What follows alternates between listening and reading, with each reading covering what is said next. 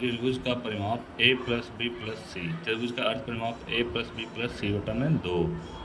अंतः त्रिज्या एरिया बटा साइड परित्रिज्या ए बी सी बटा 4 गुना एरिया।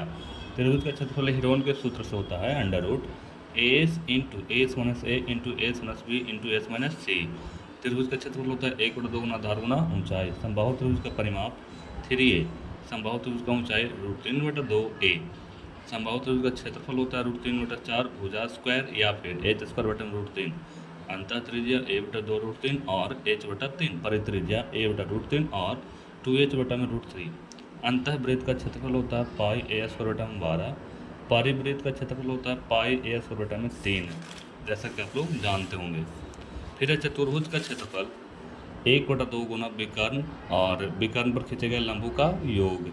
वर्ग में देखिए, वर्ग का परिमाप 4a, वर्ग का क्षेत्रफल भुजा स्क्वायर, आयत का परिमाप 2 इंटू एल प्लस बी, आयत का परिमाप 2 इंटू एल प्लस बी, आयत का क्षेत्रफल लंबाई गुना चौड़ाई, आयत का विकर्ण under root L square plus B square. समांतर चतुर्भुज का परिमाप 2 इंटू ए प्लस बी।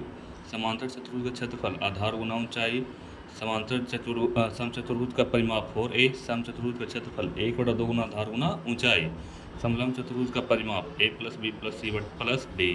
समलंब चतुर्भुज का क्षेत्रफल 1 बटा 2 गुना a plus b into h. वृत्त की परिधि 2πr। वृत्त का व्यास अंडर रूट 4a बटा पाई। वृत्त का क्षेत्रफल पाई आर स्क्वायर। त्रिज्यखंड का क्षेत्रफल होता है थीटा बटा 360 degree into pi R square. आगे देखिएगा तो चाप की लंबाई थीटा बटा 360 डिग्री इंटू 2πr।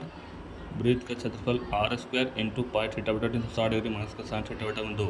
वृत्तखंड का क्षेत्रफल आर स्क्वायर बटा 2 into theta minus sine theta. अर्धवृत्त का परिधि पाई आर स्क्वायर बटा में 2। 3 डिमेंशन में जब चलेंगे हम लोग 3D फिगर में तो बहुत सारे इसमें फॉर्मूले बन के आते हैं।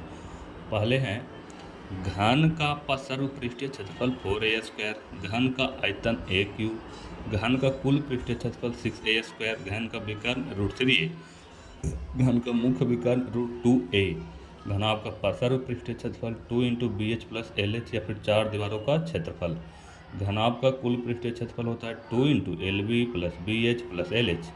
घनाभ का आयतन L गुना B गुना H। घनाभ का विकर्ण होता है under root L square plus B square plus H square. बेलन का आयतन होता है पाई आर स्क्वायर एच। बेलन का वक्र पृष्ठीय क्षेत्रफल 2 पाई आर एच। बेलन का कुल पृष्ठीय क्षेत्रफल 2 pi r into r plus h. फिर आपका है यहाँ से शंकु का तिर्यक ऊंचाई अंडर रूट एल बराबर under root h square plus r square या फिर एल स्क्वायर बराबर हो जाता है एच स्क्वायर प्लस का आर स्क्वायर। शंकु का आयतन 1/3 पाई आर स्क्वायर एच। शंकु का वक्र पृष्ठीय क्षेत्रफल पाई आर एल। शंकु का कुल पृष्ठीय क्षेत्रफल pi r into r plus l. शंकु के छिन्नक का वक्र पृष्ठीय क्षेत्रफल pi into R1 plus R2 into l. शंकु के छिन्नक का कुल पृष्ठीय क्षेत्रफल pi into R1 plus R2 into l plus pi into R1 का होल स्क्वायर प्लस R2 का होल स्क्वायर।